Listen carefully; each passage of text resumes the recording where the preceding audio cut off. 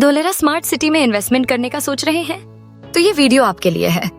धोलेरा का डेवलपमेंट अब तेजी से हो रहा है, लेकिन सही रिटर्न्स के लिए कुछ बातें ध्यान में रखना जरूरी है। सबसे पहले लोकेशन का चुनाव बहुत मायने रखता है।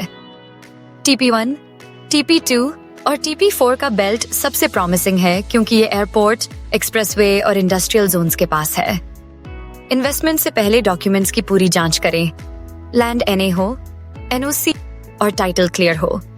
अगर डॉक्यूमेंट्स क्लियर नहीं होंगे तो रीसेल और कंस्ट्रक्शन में दिक्कत आ सकती है।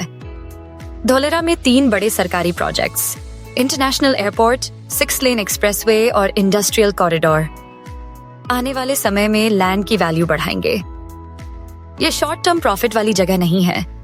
कम से कम 3 से 7 साल का नजरिया रखें। ग्राउंड विजिट जरूर करें और डेवलपर का चुनाव सोच समझकर करें। Success reality.